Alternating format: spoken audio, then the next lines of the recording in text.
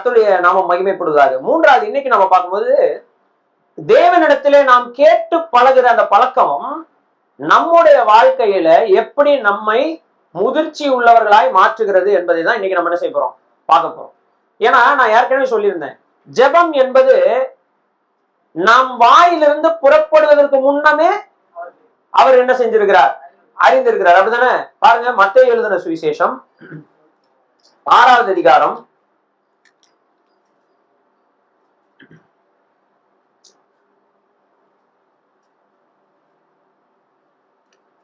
6வது அதிகாரம் 7வது வசனம் 8வது வசனம். சார் 8வது வசனத்தை வாசிங்க.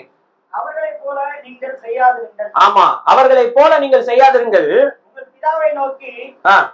சரி, அப்போ 6, 7, 8 ரெண்டுமே வாசிங்க. அன்றியும் நீங்கள் ஜெபம் பண்ணும்போது அஞ்ஞானிகளைப் போல வீண் வார்த்தைகளை அலப்பாதே. வீணான வார்த்தைகளை வைத்து அலப்பிக் கொண்டிருக்க வேண்டாம். அவர்கள் அதிக வசனிப்பினால் தங்கள் ஜெபம் கேட்கப்படும். ஆமா, ரொம்ப நேரம் ஜெபம் பண்றதுனால, நிறைய வார்த்தைகளை பயன்படுத்துறதுனால நம்ம ஜெபத்தை யார் கேட்டுருவா? கர்த்தர் கேட்டுருவாருன்னு என்ன செஞ்சிட வேண்டாம். ஏன்னா உங்ககிட்டயே, தேவனை விட்டுருங்க, உங்ககிட்டயே வந்து ஒரு அரை மணி நேரம் நொய் நொய் நொய்ன்னு கேட்டுக்கிட்டு தான் உங்களுக்கு என்ன வரும்? ஒரு விஷயம் வேணும்னு உங்க புள்ள உங்ககிட்ட வந்து நொய் நொய்னு அரை மணி நேரம் நிறைய வார்த்தைகளை பயன்படுத்தி ரொம்ப நேரம் கேட்டுக்கிட்டு இருக்கான், என்ன பண்ணுவீங்க? 2 போட மாட்டீங்களா? சும்மா கேட்டுக்கிட்டே இருக்கிற, எனக்கு தெரியும் உனக்கு எப்ப வாங்கி தரணும், அப்ப என்ன செய்யறேன், வாங்கி தரேன் சொல்றோமா இல்லையா? ஆனா நாம மட்டும் என்ன நினைக்கிறோமா, அதிகமான வசனிப்பினால் நிறைய வார்த்தைகளை பயன்படுத்தி கர்த்தர்கிட்ட கேட்டோம்னா கர்த்தர் என்ன செஞ்சிருவாரு? ஆமா அப்படின்னு அஞ்ஞானிகள் நினைக்கிறார்கள். அப்படின்னா அர்த்தம்னா, யார் யாரெல்லாம் அப்படி ஜெபம் பண்றதுனால கர்த்தரிடத்திலிருந்து பெற்றுக்கொள்ளலாம். 1 மணி நேரம் நேர் முழங்காலில் நீண்ட ஜெபம் செய்வதனால் கர்த்தர் எனக்கு கொடுத்து விடுவார். நிறைய வார்த்தைகளை, உலகத்துல இருக்கிற எல்லா மொழிகள்ல இருக்கிற சிறந்த வார்த்தைகள்லாம் பொறுக்கி கவிதை வடிவில கர்த்தர்கிட்ட கேட்டோம்னா கர்த்தர் என்ன செஞ்சிருவார்? கொடுத்துருவார். மனுஷனோ முகத்தை பார்க்கிறான், அவ்வளவுதான். நம்ம வார்த்தைகளை எப்படி பயன்படுத்துறோன்றத வச்சு கர்த்தர் நம்முடைய ஜெபங்கள் என்ன செய்வதில்லை, பார்ப்பதில்லை, கேட்பதில்லை. நம்முடைய இருதயத்தை கர்த்தர் பார்க்கிறாரா? எப்படின்னா சொல்றாரு பாருங்க, நீங்க ஜபிக்கிறதுக்கு முன்னாடியே உங்கள் பரமபிதா என்ன செய்யறாரு?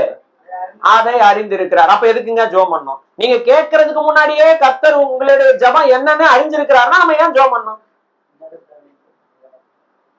அப்ப எதுக்கு ஜெபம் பண்ணணும்? நம்ம கேட்கறதுக்கு முன்னாடி அவருக்கு தெரியுது, அப்ப எதுக்கு ஜெபம் பண்ணணும்? இப்போ நம்ம அரசாங்கத்துல போய் மனு கொடுக்குறோம், முதலமைச்சரே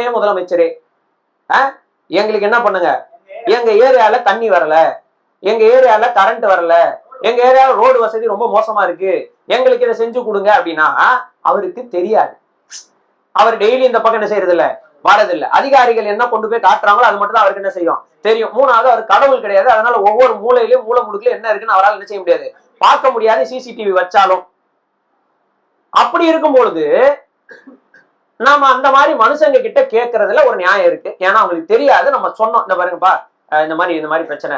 இப்போ ஒரு கணவன்கிட்ட மனைவி வந்து சொன்னா, சம்டைம்ஸ் கணவனால எல்லாத்தையும் கவனிக்க முடியாது. அப்ப மனைவி வந்து வீட்டு சூழ்நிலை என்ன செய்வாங்க, சொல்லுவாங்க. சம்டைம்ஸ் மனைவியால எல்லாத்தையும் கவனிக்க முடியாது, கணவர் வந்து அவருடைய சூழ்நிலையை செய்வார், சொல்வார். இப்படி ஒருத்தருக்கு ஒருத்தர் நாம கேட்டுக்கொள்வதற்கு காரணம் என்னன்னா, அவங்களுக்கு தெரியாது, இன்ஃபர்மேஷன் கொடுத்து அதற்கான விஷயங்களை கேட்கிறோம். ஆனா தேவன் என்ன சொல்றாரு, நீங்க கேட்கறதுக்கு முன்னாடியே பரமபிதா உங்களை என்ன செஞ்சிருக்கிறார், உங்கள் தேவையை அறிந்திருக்கிறார். அப்படின்னும் போது ஏன் கேட்கணும்? இன்னொரு இடத்துல வாசிக்கிறோம், 139ஆம் சங்கீதம். அதுலயும் இன்னும் பியூட்டிஃபுல்லா இதை பத்தி போட்டிருக்கு. என் நாவிலிருந்து சொல் பிறவாதற்கு முன்னே. ஆமா, வசனம் தெரியும்ல, அப்ப வாசிக்க வேண்டாம், டைம் மிச்சம் கொடுப்போம். என் நாவிலிருந்து, என் வாயிலிருந்து, என் நாக்கிலிருந்து சொல் உருவாவதற்கு முன்னமே கர்த்தாவே தேவரீர், நீர் அதை என்ன செஞ்சிருக்கிறீர், அறிந்திருக்கிறீர். அப்படின்னா என்ன அர்த்தம்னா, என் சிந்தையில நான் ஒரு தாட் ப்ராசஸ், என் சிந்தையில ஒரு சிந்தை வந்துருச்சுனாலே யாருக்கு தெரியும், யாருக்கு தெரியும், கர்த்தருக்கு தெரிகிறது.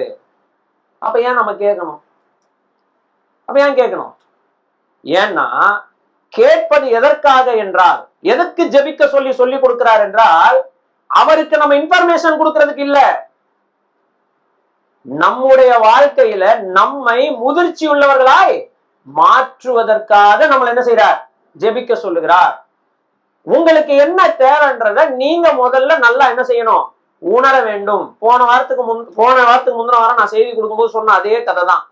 என் பையனை நான் ஒரு கடைக்கு கூட்டிட்டு போறேன், ஒரு பொம்மை வாங்குறதுக்கு ஒரு கடைக்கு கூட்டிட்டு போறேன்னா அந்த கடை ஃபுல்லா என்ன இருக்கும்?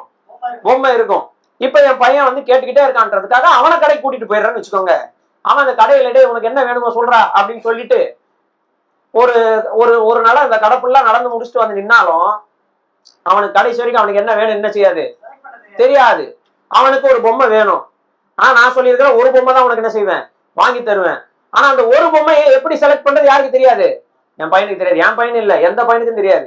கடையில போய் நிறுத்தி விட்டீங்கன்னா அது வாங்கலாமா, இதை வாங்கலாமா, இதை வாங்கலாமா, இந்த லேடிஸை கொண்டு போயிட்டு ஜவுளி கடையில விட்ட மாதிரி அந்த சேலையை வாங்கலாமா, இந்த சேலையை வாங்கலாமா, இந்த சேலை ரொம்ப நல்லா இருக்கு ஆனா காசு அதிகமா இருக்கு, இந்த சேலை கம்மியா இருக்கு நம்ம பட்ஜெட்டுக்குள்ள வருது ஆனா என்ன இருக்கு என்ன இல்ல நல்லா இல்ல, இந்த சேலைக்கு ஏத்த மேட்சிங் இது நம்ம கிட்ட இல்ல, அப்ப அதை தைக்கணும் என்ன பண்ணலாம், அந்த காசு இந்த காசு கால்குலேட் பண்றது வாங்கலாமா வேணாம் இப்படிதான் என்ன செய்து கொண்டிருப்பாங்க நின்று கொண்டிருப்பாங்க. ஆக மொத்தம் என்ன வாங்க போறாங்கன்றது அவங்களுக்கும் தெரியாது, கூட வந்திருக்கிற கணவருக்கும் தெரியாது, அது கர்த்தருக்கு மட்டும்தான் தெரியும். அந்த மாதிரி நம்ம பிள்ளைங்க கடையில கொண்டு போய் பொம்மையை கேட்க விட்டோம்னா அவங்க என்ன யோசிக்கிறாங்கன்றது யாருக்கு மட்டும் தான் தெரியும், கர்த்தருக்கு மட்டும் தான் தெரியும். அந்த மாதிரி நாம என்ன செஞ்சுக்கிட்டு இருக்க கூடாது, கர்த்தர்கிட்ட தெளிவில்லாதவர்களா இருக்க கூடாதுன்றதுக்காக நமக்கு என்ன தேவை என்பதை நாம் உணர வேண்டும் என்பதற்காக கர்த்தர் சில நேரங்களில் நம்முடைய விருப்பங்களையும் வாஞ்சைகளையும் தள்ளி போடக்கூடியவராக என்ன செய்கிறார், ஸ்பெசிபிக்கலி வாட் யூ வாண்ட், உனக்கு என்ன உண்மையாகவே தேவை என்பதை நாம் என்ன செய்ய வேண்டும் அறிந்து கொள்வது நல்லது. அது ஆவிக்குரிய முதிர்ச்சியை நமக்கு என்ன செய்கிறது ஏற்படுத்துகிறது. பாருங்க, முதல்ல இந்த ஆவிக்குரிய முதிர்ச்சியில் என்னென்ன விஷயங்கள்லாம் வருதுன்றத முதல்ல பார்க்கலாம். முதல் விஷயம் யோவான் எழுதின சுவிசேஷம் 15வது அதிகாரம் 5வது வசனத்தை வாசிக்கலாம். யோவான் 15:5.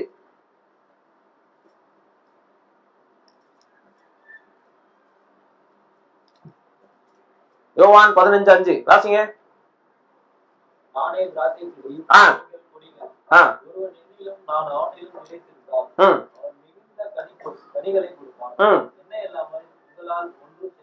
என்னை அல்லாமல் உங்களால ஒன்னும் செய்ய முடியாது. அப்ப ஏன் நம்ம கேட்கணும், ஏன் கேட்கணும்? அவராலே அல்லாம நம்மளால என்ன பண்ண முடியாது, ஒன்றும் செய்ய முடியாது. எல்லாமே யாரால மட்டும்தான் செய்ய முடியும், என்னாலே அல்லாம உங்களால ஒன்னும் செய்ய முடியாதுன்னு என்ன அர்த்தம், அவரால மட்டும்தான் செய்ய முடியும்னு அர்த்தம். புரியுதா புரியுதா? சில நேரங்கள்ல நம்ம என்ன நினைச்சிருவோம்னா நம்ம கிட்ட வந்து பவர் இருக்கு, நம்ம கிட்ட அறிவு இருக்கு, நம்ம கிட்ட பணம் இருக்கு, நம்ம கிட்ட அது இருக்கு இது இருக்கு, எல்லார்ட்டையும் ஏதாவது ஒண்ணு இருக்கும், ஏதாவது ஒண்ணு இல்லாம இருக்கும். அந்த என்ன இருக்குதோ அதை கொண்டு ஒரு விஷயத்த நம்ம என்ன செஞ்சிடலாம் அப்படின்னு நம்ம என்ன செய்வோம் நினைப்போம். யோவான் எழுதின சுவிசேஷம் 5வது அதிகாரத்துக்கு வரும்போது ஒரு சம்பவம் நடக்கிறது. என்ன சம்பவம்? 6வது அதிகாரம் வரும்போது ஒரு சம்பவம் நடக்குது. என்ன சம்பவம்னா, இயேசு கிறிஸ்துவனுடைய பிரசங்கத்தை கேட்க பக்கத்து ஊர்களில் இருந்து எல்லா மனிதர்களும் என்ன செஞ்சிடறாங்க வந்துடுறாங்க. வந்து ரொம்ப நேரம் என்ன செஞ்சிட்டு இருக்காங்க, வசனத்தை கேட்டுக்கொண்டே இருக்கிறாங்க. வசனத்தை கேட்டு கேட்டு கேட்டு கேட்டு என்ன ஆயிடுது, ரொம்ப டைம் ஆயிருது. இப்ப அவங்களுக்கு சாப்பிடுறதுக்கு ஒண்ணும் இல்லை. அப்போ இயேசு கிறிஸ்துட்ட வந்து இயேசு கிறிஸ்து அதை பாக்குறார். இயேசு கிறிஸ்து என்ன செய்கிறார், அதை பாக்குறார். பாருங்க, யோவான் எழுதின சுவிசேஷம் 6வது அதிகாரம்.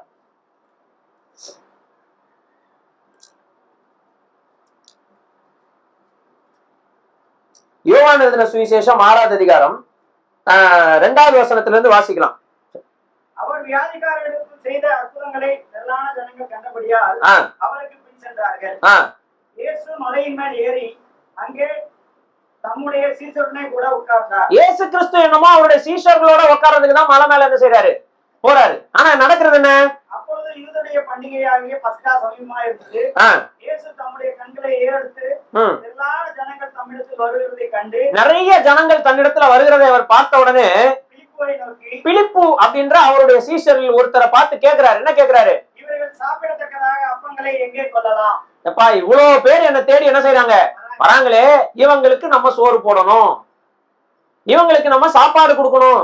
இப்ப இவ்வளவு பேரு சாப்பிடுறதுக்கு பிரெட், அவங்க ஊர்ல பிரெட், நம்ம ஊர்ல ரைஸ் இல்லையா, நம்ம ஊர்ல இட்லி, அவங்க ஊர்ல என்னது ரொட்டி. இவ்வளவு பேரு சாப்பிடுறதுக்கு ரொட்டியை எங்க இருந்து வாங்கலாம் அப்படின்னு என்ன செய்யறாரு கேட்கிறார். அப்போ பிலிப்பு என்ன பண்றாங்க? பிலிப்பு அவருக்கு பிரதித்திரமாக, இல்ல 6வது வசனம், நாம் செய்ய போகிறதை அறிந்திருந்தும் அவனை சோதிக்கும்படி இப்படி. இவ்வளவு பேர் வராங்கல்ல இயேசு கிறிஸ்து பின்னாடி, எந்த சீசனுக்காவது கவலை இருந்துச்சா இவங்க எல்லாருக்கும் சாப்பாடு கொடுக்கணும்னு? யாருக்காவது கவலை இருந்துச்சா? நம்ம பொதுவா சபையில பாருங்க, கூட்டம் நடத்துறது ஒரு பக்கம் யோசிப்போம், வரவங்களுக்கு என்ன சாப்பாடு கொடுக்க போறோம்ன்றத சபையார் பெருசா என்ன செய்யறது இல்ல, யோசிக்கிறது இல்ல. ஊழியக்காரன் தான் அதையும் உட்காந்து யோசிக்கணும். சரி, அந்த பார்ட் அப்புறம் விட்டுருவோம், இங்க மேட்டருக்கு வருவோம். இங்க என்னன்னா, எந்த சீசனுக்கும் அதை பத்தி சிந்தனை இல்லை. அதனால பிலிப்புன்ற ஒரே ஒரு ஆளை கூப்பிட்டு அவங்க கிட்ட கேட்கிறார், இவங்களுக்கு எல்லாம் சாப்பாடு கொடுக்கணும், எங்க இருந்து கொடுக்கலாம், எங்க வாங்கலாம், சோதிக்கும்படி கேட்கிறார். இவங்க என்ன பண்ணணும்? இப்ப என்ன எதிர்பார்க்கிறாரு அவரு? கர்த்தர் என்ன எதிர்பார்க்கிறாரு இங்க? கர்த்தாவே, இவ்வளவு பேருக்கு சாப்பாடுக்கு நம்ம எங்க போவோம், நீங்களே ஏதாவது என்ன செய்யுங்க, வழி சொல்லுங்கன்னா அவர்கிட்ட கேட்கணும். இப்ப இவருக்கு செய்யறது என்ன செய்ய போறாருன்னு தெரியுமா தெரியாதா? அப்படிதானே போட்டிருக்கு. ஆனா கேட்கணும்னு ஏன் எதிர்பார்க்கிறாரு? கெஞ்சணும்னு எதிர்பார்க்கிறாரா? ஐயா சாமி பிச்சை போடுங்க, இங்க இருக்கவங்களுக்கு எல்லாம் சாப்பாடு போடுங்க அப்படி கெஞ்சணும்னு எதிர்பார்க்கிறாரா? இல்ல, அது இல்ல விஷயம். நம்மளை ஏன் கேட்க சொல்றாரு, நம்மளை ஏன் கேட்கணும்னு நினைக்கிறாருன்னா, நம்ம ஆவிக்குரிய நிலைமையில என்ன செய்யணும், மற்றவர்கள் மேல கரிசனை உள்ளவர்களாக சீசர்களை மாத்தணும்ன்றதுக்காக. ரியலான தேவை அங்க என்ன, சீசர்கள் சாப்பிடுறது முக்கியமா, இல்லங்க வந்து அவரை பார்க்க வருகிற ஜனங்கள் சாப்பிடுறது முக்கியமான்னு கேட்டா, அவரை பார்க்க வருகிற ஜனங்கள் சாப்பிடுறது ரொம்ப முக்கியம்ன்றதை யார் தெரிஞ்சுக்கணும்? அந்த ஒரு தாட்டா அவன் மைண்ட்ல போடுறாரு. டேய், இவ்வளவு பேர் வந்திருக்கான், இவனுக்கு என்ன செய்யணும், சாப்பாடு வாங்கணும், எங்க போய் வாங்க போற? அப்ப அவர் என்ன சொல்றாரு பாருங்க, 7வது வசனம். இந்த பிலிப்பு அப்படின்றவர் சொல்றாரு, எல்லாரும் கொஞ்சம் கொஞ்சம் எடுத்துக்கிட்டாலும், 200 பணத்துக்கு அப்பங்களை வாங்கினாலும் இது அவங்களுக்கு என்ன செய்யாது, போதாது. 200 பணத்துக்கு அப்பங்களை வாங்கி இவ்வளவு பேருக்கு கொடுத்தாலும், அதுல கொஞ்சம் கொஞ்சம் இவங்களா பிச்சு பிச்சு சாப்பிட்டாலும் இவங்க எல்லாருக்கும் அது என்ன செய்யாது, பத்தாது. இப்பவும் அவன் கேட்கல, என்ன செய்யல, கேட்கல. பிரியமானவர்களே, இயேசு கிறிஸ்து யோவான் எழுதின சுவிசேஷம் 15 அதிகாரம் 5 வசனத்தை அதனாலதான் சொல்றாரு, என்னாலே அல்லாமல் உங்களால் ஒன்றும் செய்ய கூடாது. இந்த வசனத்தை பிடித்து கொண்டு நாம ஜெபம் பண்ணுவோம். கர்த்தாவே, உங்களால் எல்லாமே என்னால ஒண்ணும் முடியாது. பிலிப்பியர் 4:13 சொல்லி இருக்கிறபடி, என்னது, என்னை பலப்படுத்துகிற கிறிஸ்துவினாலே எல்லாவற்றையும் செய்ய எனக்கு பலன் உண்டுன்னு சொல்லி இருக்கிறீங்களே. இன்னைக்கு நான் என்ன செய்ய போகிறேன்னா, ஒருத்தர்கிட்ட கடன் வாங்க போறேன், அவர் எனக்கு கடன் கொடுக்கணும், ஏசப்பா எனக்கு என்ன செய்யுங்க, உதவி பண்ணுங்க. என்னாலே அல்லாமல் உங்களால் ஒன்னும் செய்யக்கூடாதுன்னு சொல்லி இருக்கிறீங்களே. இன்னைக்கு காலையில இருந்து எனக்கு பயங்கர தலைவலி ஏசப்பா, என் தலைவலி எப்படியாவது என்ன செய்யுங்க, போக்கிறீங்க. இப்படி கேட்டுக்கிட்டே இருக்கிற வரைக்கும் கேட்டுக்கிட்டே இருக்கிற மாதிரி ஆயிடும் லைஃப். நம்ம எதை கேட்க வேண்டும் என்று கர்த்தர் விருப்பப்படுகிறார் தெரியுமா? அந்த என்னாலே அல்லாமல் உங்களால் ஒன்றும் செய்யக்கூடாதுன்னு சொல்றதுக்கு மேல என்ன சொல்றாரு பாருங்க, 15:5. நானே திராட்சை செடி, நீங்கள் கொடிகள், ஒருவன் என்னிலும் நான் அவனிலும் நிலைத்து இருந்தால். கர்த்தராகிய இயேசு கிறிஸ்து என் வாழ்க்கை ஃபுல்லா நிறைஞ்சு இருக்கணும், அவருக்குள்ள நான் முழுசா என்ன செஞ்சிருக்கணும், நிறைஞ்சு இருக்கணும். அப்படி இருந்தா என் வாழ்க்கையில நான் இயேசு கிறிஸ்துவை போலவே என்ன செய்ய முடியும், மாற முடியும். இப்படி மாறுவதற்கு, இப்படி வாழ்வதற்கு என்னால முடியாது. யாரால மட்டும்தான் முடியும்? இயேசு கிறிஸ்துவால மட்டும்தான் முடியும். அதனால ஒவ்வொரு கிறிஸ்தவனுடைய முதல் ஜெப குறிப்பு என்னவா இருக்கணும்? என்னில் நீர் நிறைய வேண்டும், உம்மில் நான் மறைய வேண்டும் என்பதுதான் என்னுடைய ஜெபமாக என்ன செய்ய வேண்டும், இருக்க வேண்டும். ஏசப்பா, உங்களுடைய வாழ்விலே நான் நிறைந்து இருக்க வேண்டும், என்னுடைய வாழ்விலே நீர் என்ன செய்ய வேண்டும், நிறைந்து இருக்க வேண்டும். காரணம், உம்மை போல நான் என் வாழ்க்கையில ஒவ்வொரு நாளும் என்ன செய்யணும், வாழணும். என் சிந்தையிலும் என் பேச்சிலும் என் செயலிலும் உம்மை போல மட்டுமே நான் என்ன செய்யணும், நடந்து கொள்ளணும். இதற்கு என்னால முடியாது, உம்மால மட்டும்தான் என்ன செய்யும் முடியும். உம்மை சார்ந்து கொள்ள நான் விருப்பப்படுகிறேன் என்று அவரிடத்திலே ஜெபிக்க வேண்டும் என்று அவர் என்ன செய்கிறார், ஆசைப்படுகிறார். அப்ப ஏன் அவர் கேட்கணும்னு நினைக்கிறாருன்னா, நம்மளால அவரை போல என்ன செஞ்சிட முடியாது, வாழ்ந்துட முடியாது. அதுக்கு அவர் எனக்குள்ள முழுசா நிறையணும், நான் அவருக்குள்ள முழுசா என்ன செய்யணும், நிறையணும். இப்படி நிறைந்து இணைந்து பயணிக்கும் பொழுதுதான் இயேசு கிறிஸ்துவின் கனி, இயேசு கிறிஸ்துவின் குணாதிசயம், இயேசு கிறிஸ்துவின் நற்குணங்கள் நம் வாழ்க்கையில் என்ன செய்யும், வெளியே தெரியும். அது செய்யணும்னா நம்மால முடியாது, யாரால மட்டும் தான் முடியும். நம்மால முடியாது, நமக்கு நல்லா தெரியும். ஏன் சொல்லுங்க, முன்னாடி எக்ஸ்பீரியன்ஸ் இருக்கு. என்ன எக்ஸ்பீரியன்ஸ்? கடைசி வரைக்கும் பாவத்துல இருந்து நம்மளால ஜெயிக்கவே முடியல. ஐயா சொன்னார் 13 வருஷமா என்னால ஜெயிக்கல முடியல. நானும் அதே மாதிரிதான், இங்க இருக்கவங்க எல்லாரும் அதே மாதிரிதான். இயேசு கிறிஸ்துவை ஏற்றுக்கொள்ளும் வரை பாவத்தை ஜெயிக்கிற வாழ்க்கைக்குள்ள நம்மளால என்ன செய்யாது, முடியவே முடியாது. பலனற்றவர்கள். அந்த எக்ஸ்பீரியன்ஸ் நமக்கு தெரியும். தெரிஞ்சாலும் இயேசு கிறிஸ்துவை ஏற்றுக்கொண்டதுக்கு அப்புறம் நம்ம என்ன செய்யறது இல்ல, அவரை சார்ந்து கொள்வதற்கு எதையும் நம்ம கேட்பது இல்லை. நம்ம திரும்பவும் யார மாதிரிதான் கேட்கிறோம், அஞ்ஞானிகள் எதை கேட்கிறார்கள், அதை தான் நாமும் என்ன செய்கிறோம், கேட்கிறோம். என்ன, என்னை திருப்திப்படுத்துகிற விஷயங்கள் எனக்கு வேண்டும், எனக்கு கம்ஃபர்டபிளான வாழ்க்கை எனக்கு வேண்டும். அதுக்கப்புறம் என்னது, என் உயிருக்கு எந்த ஆபத்து என்ன செய்யக்கூடாது, வரக்கூடாது. இதுதான் நம்ம கேட்கிறோம். அதாவது உண்ண உணவு, உடுக்க உடை, இதெல்லாம் நம்ம என்ன செய்யறோம், கேட்கிறவர்களா இருக்கிற இடம். அதான போட்டிருக்கு. அப்படித்தானே கர்த்தர் சொல்றாரு, இவைகளை குறித்து நீங்கள் கவலைப்படாதிருங்கள், இவைகள் உங்களுக்கு தேவை என்று உங்கள் பரமபிதா அறிந்திருக்கிறார். காக்காவுக்கே கொடுக்கும் போது உங்களுக்கு தரமாட்டாரா? காற்றில் இருக்கிற பூக்கு தரும் பொழுது உங்களுக்கு தரமாட்டாரா? அதனால் நீங்கள் கவலைப்படாதிருங்கள்.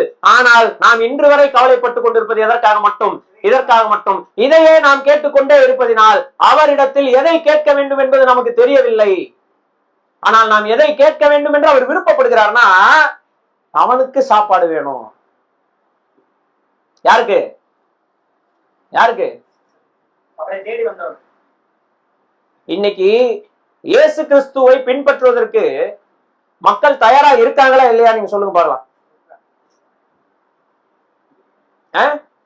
100% தயாராக இருக்கிறார்கள், பிஜேபி RSS லீடர்ஸ் உட்பட. பிரச்சனை என்னன்னா, அவங்க இயேசு கிறிஸ்துவை இன்னும் பார்க்க முடியல. அவங்களால கண்கள் குருடாக்கப்பட்டிருக்குது. அவங்க பார்க்கறதெல்லாம் யாரதான், நம்மளதான் பாக்குறாங்க.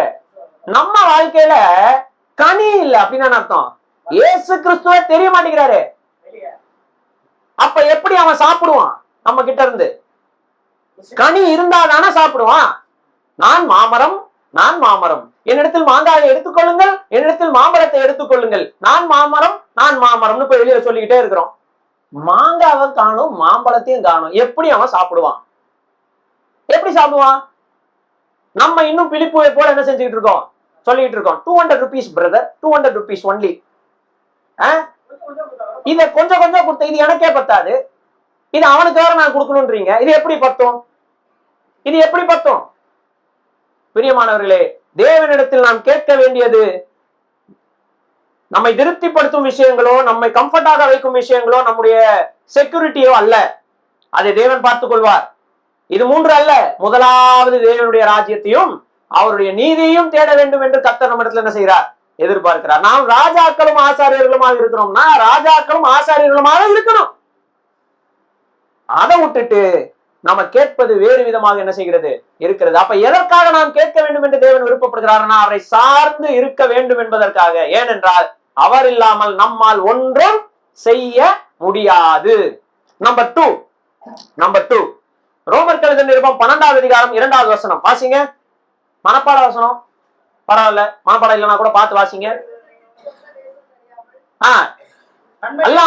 அல்லாமலும் நீங்கள் உலகத்திற்கு ஒத்த வேஷம் தெரியாமல் தேவனுடைய நன்மையும் பிரியமும் பரிபூர்ணமான சித்தம் இன்னது என்பதை அறிந்து உணரத்தக்கதாக உங்கள் மனம் புதிதாவதினாலே மறுரூபம் ஆகுங்கள்.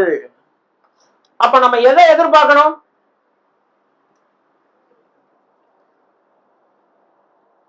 எதை எதிர்பார்க்கணும்? ஒவ்வொரு நாளும் மறுரூபத்தை எதிர்பார்க்கணும். எதை எதிர்பார்க்கணும்? டிரான்ஸ்பார்மேஷன். ஒரு கம்பளி பூச்சியாக இருக்கும் ஒரு புழு அப்படியே நகர்ந்து கொண்டு இருக்கும். கொஞ்ச நாளுக்கு அப்புறம் பாத்தீங்கன்னா அந்த புழு இருக்கிற இடத்துல வேற ஏதோ இருக்கும். என்னது அப்படின்னா ஒரு கூடு. அந்த கூட்டுக்குள்ள அந்த புழு என்ன செய்யும்? இருக்கும். கொஞ்ச நாள் கழிச்சு பாத்தீங்க அப்படின்னு சொன்னா அந்த கூடு உடையும். ஆனா உள்ள இருந்து வெளியே வருவது புழு அல்ல, உள்ள இருந்து வெளியே வருவது வண்ணத்து பூச்சியாக வரும். கரெக்டா? இதுக்கு பேரு தான் என்னது? மெட்டமார்பசிஸ் அப்படின்னு பயாலஜில சொல்லுவாங்க. அதாவது டிரான்ஸ்பர்மேஷன். சாதாரண நம்ம தமிழ்ல சொன்னோம்னா மறுரூபம் அடைதல். இப்ப அந்த புழு என்ன நினைக்குதுன்னா, நம்மெல்லாம் என்னைக்கு பறந்து, நம்மெல்லாம் என்னைக்கு உயர்ந்து, நம்ம பேசாம என்ன பண்ணுவோம், இந்த மர கிளையிலேயே என்ன செஞ்சுக்கிறோம், அப்படியே ஊந்து ஊந்து ஊந்து போய் கிடைக்கிறத சாப்பிட்டுக்கிட்டு வாழ்ந்துகிட்டு இருப்போம். தேவனே எனக்கு ஏதாவது சாப்பாட்டை தாரும், தேவனே எனக்கு இதை விட நல்ல மரக்கிளையை தாரும், தேவனே நான் புழுவா இருக்கிறேன், மனுஷன் எவனா என்ன கசிக்கு போட்டுருவான், என்ன நசிக்க விடாம என் உயிரை பாதுகாத்துக் கொள்ளும். இப்படியே இந்த புழு கேட்டுட்டு இருந்ததுன்னா கூடு உருவாகாது. கூடு உருவாகாம அந்த புழு அதுக்குள்ள வாழ முடியாது. உள்ள இருந்து அந்த புழு வெளியே பட்டாம்பூச்சியாக என்ன செய்ய முடியாது, பறக்க முடியாது. நம்ம எதிர்பார்ப்பு மறுரூபமாகுதல். ஆனா சாயல் யாருக்கு ஒப்பான சாயல்? 1 கொரிந்தியர் 2 கொரிந்தியர் 3வது அதிகாரத்திலையும் 4வது அதிகாரத்திலையும் வாசிக்கிறோம். நாம் தேவனுடைய மகிமையை பார்த்து கிறிஸ்துவின் சாயலை போல ஒவ்வொரு நாளும் மறுரூபம் அடைந்து மகிமையின் மேல் மகிமை அடைந்து என்ன செய்யறோம், மறுரூபப்படுகிறோம். அப்போ நம்ம யாரை போல பறக்க வேண்டும், யாரை போல மாற வேண்டும்? கர்த்தராகிய இயேசு கிறிஸ்துவை போல மறுரூபம் அடைவதற்கு இந்த பூமியில நமக்கு தேவை ஒன்னே ஒண்ணுதான். என்ன தெரியுமா? கர்த்தருடைய சித்தம் என்னதென்று என்ன செய்யணும், அறிந்து கொள்ளணும். ஏன்னா அது நன்மையான சித்தம், பிரியமான சித்தம், பரிபூர்ணமான சித்தம். அதை அறிவதற்காக ஜெபிக்க வேண்டும், அதை அறிவதற்காக கேட்க வேண்டும். அப்போஸ்தலனாகிய பவுல் அப்போஸ்தலனாகிறதுக்கு முன்னாடி அவரை கர்த்தராகிய தேவன் அவரை கீழே தள்ளும் பொழுது, கீழே விழுந்த பிறகு அவர் கேட்டது, ஆண்டவரே நீர் யார்? 2வது கேள்வி கேட்டேன் தெரியுமா? 2வது கேள்வி, நான் என்ன செய்ய சித்தமா இருக்கிறீர்? அவ்வளவுதான். நீ எழுந்து நேர் தெரு என்னப்பட்ட தெருவுக்கு போ. நம்ம என்ன எதிர்பார்க்கிறோம்? என்ன செய்ய சித்தமா இருக்கிறீன்னு கேட்டா வாழ்க்கை ஃபுல்லா என்ன நடக்கணும் உங்கள்கிட்ட ஒரே நேரத்துல சொல்லிடணும்னு எதிர்பார்க்கிறோம். அப்படியெல்லாம் கர்த்தர் சொல்ல மாட்டார். முதல்ல நேர் தெரு என்னப்பட்ட தெருவுக்கு போ. நீ என்ன செய்யணுமோ அதை அங்க உனக்கு என்ன சொல்லப்படும். சரி, அங்க அனனியா வந்து எல்லாத்தையும் சொல்லிட்டாரா? எல்லாத்தையும் சொல்லிட்டாரா? இல்லையே, இல்லையே. அப்ப என்ன தேவை அதுதான் சொல்லப்படும். இல்ல நான் கேட்கிறேன், உங்க வாழ்நாள் ஃபுல்லா நீங்க எப்படி எப்படிலாம் வாழ போறீங்க, இதுக்கப்புறம் என்ன நடக்க போகுதுன்ற எல்லாத்தையும் மொத்தமா உங்ககிட்ட சொல்லிடுறாங்க. எவ்வளவு ஞாபகம் வச்சிருப்பீங்க? இங்க கொடுக்குற செய்தியை வெளில போறதுக்குள்ள மறந்துடுறீங்க. ஞாபகம் வச்சு கரெக்டா அந்த டீடைல்ஸ் படி வாழ்ந்துட முடியுமா? பிரியமானவர்களே, தேவன் நம் மெமரியும் அறிந்திருக்கிறார் எவ்வளவு ஜிகாபைட்டுன்னு, இல்லையா? கர்த்தர் வந்து நமக்கு என்ன தேவையோ அதை என்ன செய்வார், சொல்லுவார். என்ன கேட்கறதுக்கு நமக்கு அவருடைய சித்தம் என்னன்றதை நம்ம என்ன செய்யணும், கேட்டு பழகணும், காத்திருந்து பழகணும். இதற்காக நாம் அவரிடத்தில் என்ன செய்ய வேண்டும், கேட்கிறவர்களா இருக்க வேண்டும். நேரம் குறைவா இருக்கிறதுனால அடுத்த பாயிண்ட்டுக்கு போறேன். சோ முதல்ல நம்ம பாக்குறோம், சார்ந்து இருக்க வேண்டும் என்பதற்காக தேவன் நம்மை பழக்குகிறார், கேட்க சொல்லி சொல்லுகிறார்.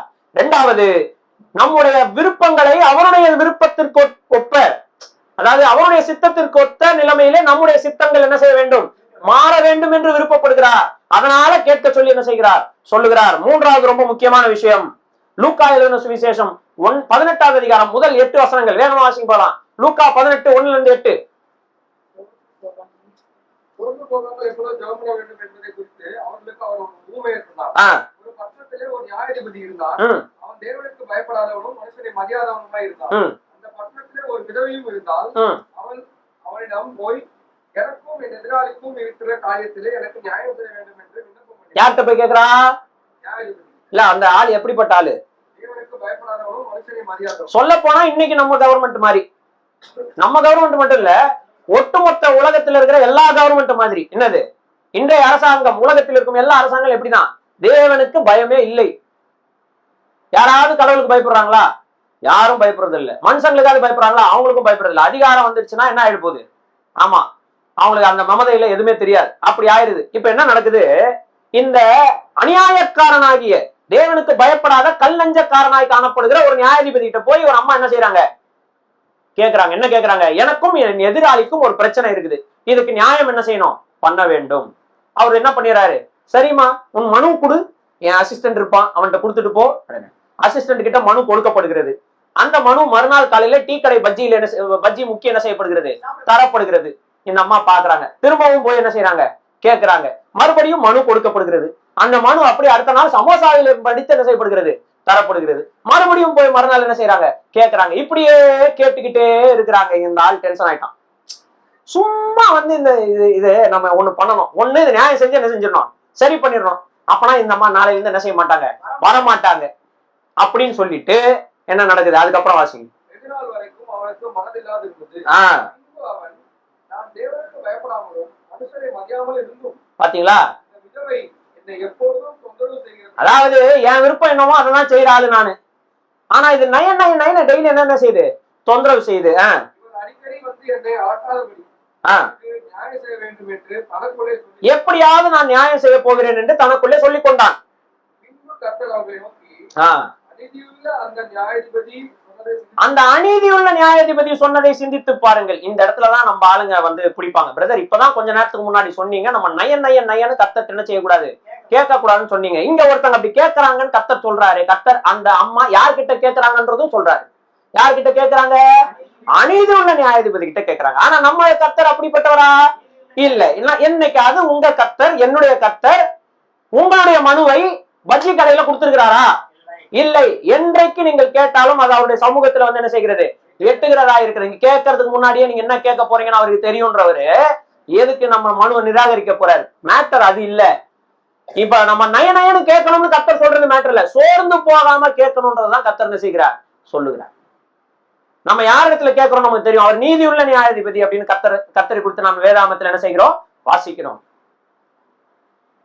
எப்படி கேட்கணுமா, எப்படி கேட்கணுமா, சோர்ந்து போகாம கேட்கணும். சரி, இப்ப சோர்ந்து போகாம கேட்கறதுனால உங்களுக்கு கிடைக்கிற குணம் என்ன? இஸ்கு என்று கேட்கிறது, விசுவாசம் அதிகமாகும். ஓகே, வேற ரொம்ப முக்கியமான ஒரு குணம், ரொம்ப முக்கியமான ஒரு குணம் இருக்கும், உறுதி உங்களுக்கு கிடைக்கும். என்ன கிடைக்கும், உறுதி.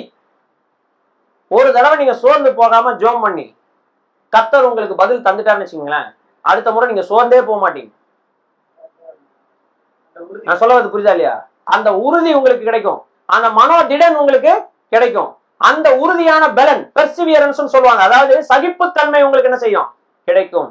அதை வளர்ப்பதற்காக தான் தேவன் உங்களை காத்திருக்க வைக்கிறாரே தவிர, நீங்க காத்திருக்கிறதை பார்த்து பாத்தியா இன்னும் கொஞ்ச நேரம் கேட்கட்டும், கேட்ட உடனே கொடுத்துடணுமாமா இவங்களுக்கு எல்லாம், இன்னும் கொஞ்ச நேரம் கேட்கட்டும், நாளைக்கும் வந்து கேளு, சூப்பர் சூப்பர், இன்னும் கொஞ்சம் கண்ணீர் இன்னும் 1 லிட்டர் அதிகமா வேணும் எனக்கு, கமான் நாளன்னைக்கு வந்து கேளு. என்ன காப்ரியல் கரெக்டா கொடுத்துடலாமா, என்ன மிகாவேல் கொடுத்துடலாமா, வேணாம், ஓகே நாளன்னைக்கு வந்து கேளு. இப்படி கர்த்தர் நம்மளை என்ன செய்யறது இல்ல, காத்திருக்க வைப்பது அல்ல. இப்படி கர்த்தர் நம்ம, அதாவதுங்க பஸ்கா பண்டிகை நேரத்துல எருசலேமுக்கு வரவங்க கையில சாப்பாடெல்லாம் இருக்குமா இருக்காதா? இருக்கும்ல. அப்படி இருக்கிற மக்கள் இவங்க கர்த்தர் கிட்ட உட்காந்து ரொம்ப நேரம் பிரசங்கம் கேட்டாங்க, சாப்பாடெல்லாம் என்ன செஞ்சிருச்சு, காலி ஆயிடுச்சுன உடனே அவங்க கேட்காமலே, அவங்க யாரும் கேட்கலையே சாப்பாடு, அவங்க கேட்காமலே அவங்களுக்கு சாப்பாடு வேணும்னு கவலைப்பட்ட கர்த்தராகிய இயேசு கிறிஸ்துவின் மனம், மேய்ப்பனில்லாத ஆடுகளை போல இவங்க எல்லாரும் இருக்கிறாங்களேன்னு அவருக்குள் இருந்த இரக்க குணம் நம்மை வேண்டும் என்று காத்திருக்க வைக்கும் நீங்க நினைக்கிறீங்களா? அப்படியெல்லாம் இல்ல. அப்ப காத்திருக்க வைக்கிறார். அதற்கு காரணம் என்னன்னா மனோதிடன், உறுதி உள்ள மனது நமக்கு என்ன செய்யும் வேண்டும். மறுபடியும் நெகேமியாவின் விஷயத்தை உங்ககிட்ட வரேன். அவன் 3 மாசம் விண்ணப்பம் பண்ணியும் கர்த்தர் அவனுக்கு என்ன செய்யவில்லை, கொடுக்கவில்லை. ஆனால் நெகேமியா மனம் தளரவில்லை. அதனால கர்த்தர் உடனே ஆன்சர் பண்ண உடனே அவனால் என்ன செய்ய முடிந்தது, வேலை செய்ய முடிந்தது. மனதிடம், பெர்சிவியரன்ஸ் நமக்கு வேண்டும். என்னென்ன விஷயம் வேணும்? நம்பர் 1, எதுக்காக கேட்க சொல்கிறார், எது நமக்குள்ள வருது, சார்ந்திருத்தல். 2வது, நம்முடைய விருப்பம் தேவனுடைய விருப்பத்து ஒத்த நிலைமையில இருக்க வேண்டும் என்பதற்காக. 3வது, சோர்ந்து போகாமல் உறுதியுள்ளவர்களாய் நாம் மாற வேண்டும் என்பதற்காக. 4வது ரொம்ப முக்கியமான விஷயத்துக்கு நான் வருகிறேன், அதோட முடிச்சிடலாம். 73ஆம் சங்கீதம் 25வது வசனம்.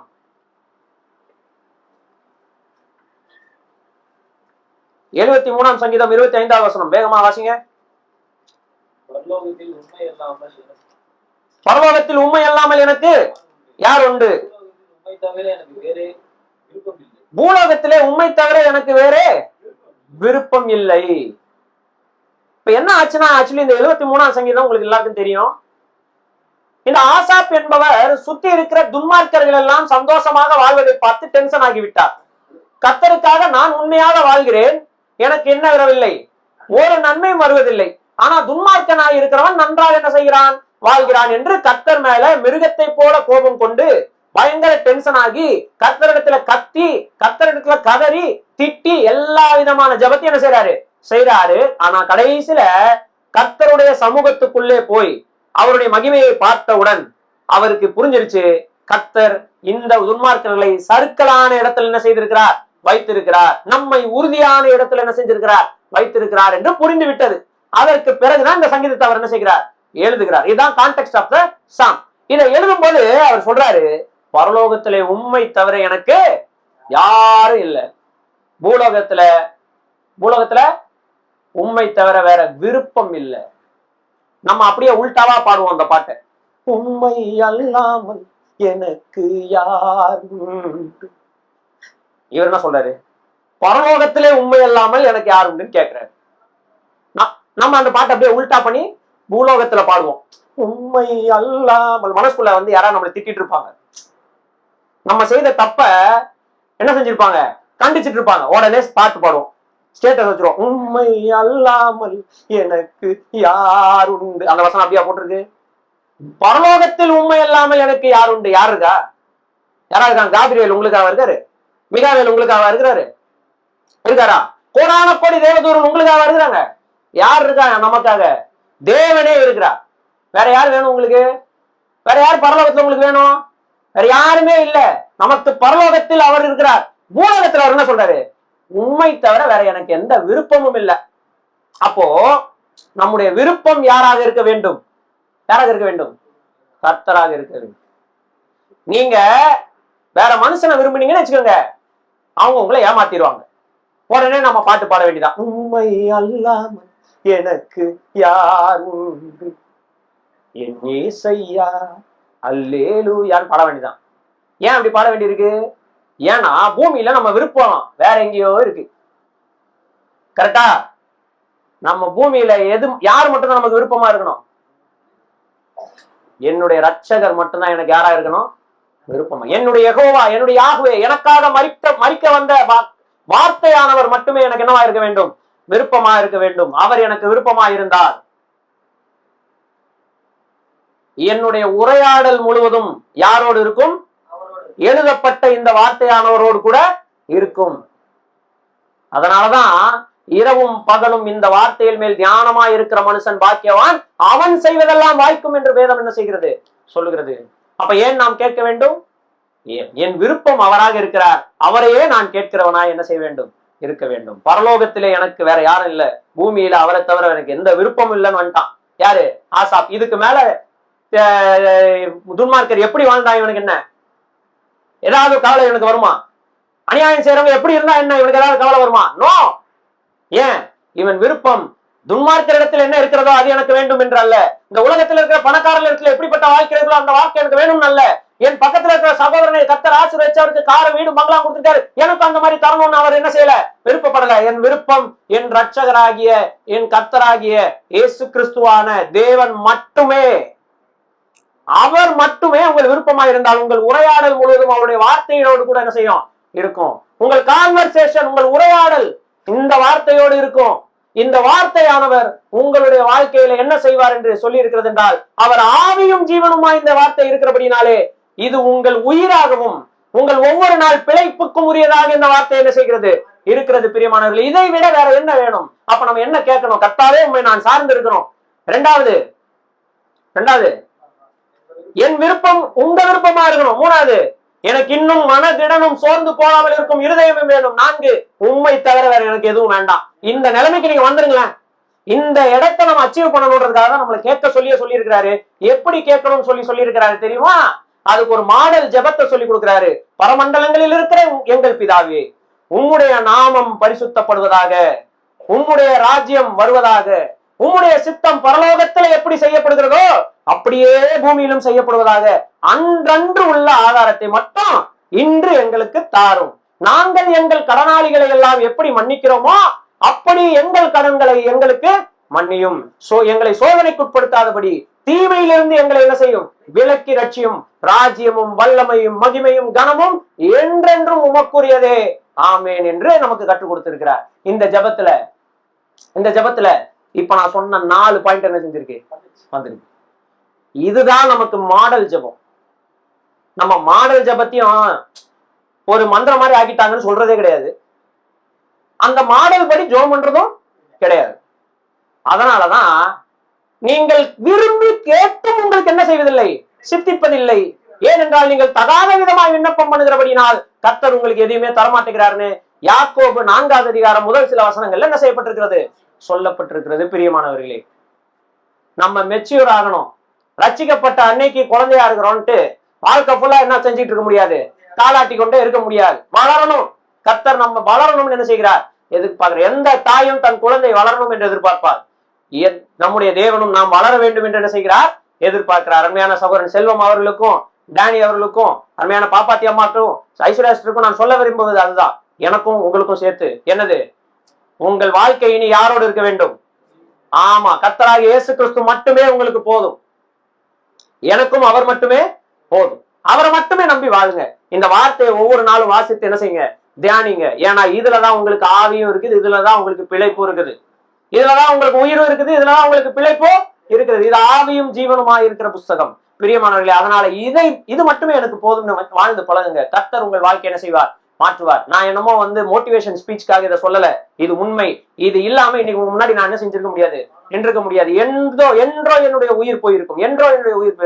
என் வாழ்க்கையை கர்த்தர் என் வாழ்க்கையை காப்பாற்றினது இந்த வசனம். என் வாழ்க்கையில இன்னைக்கு வரைக்கும் என்னை உயிரோட வைத்திருக்கிறது இந்த வசனம். இனியும் என்ன இந்த வசனம் மட்டும் தான் என்ன செய்யும்? பாதுகாக்கும். என்னை மகிமையில கொண்டு போய் சேர்க்கும் வரை. அதற்கு அப்புறமும் இந்த வசனத்தோடு தான் நான் என்ன செய்ய போகிறேன்? வாழ போகிறேன் போது இந்த வசனத்தை ஏன் நான் விட வேண்டும்? இந்த வசனத்தை தைரியமாக பற்றிக் கொள்ளுங்கள். இந்த வசனத்தை இருதயத்தில் வையுங்கள்.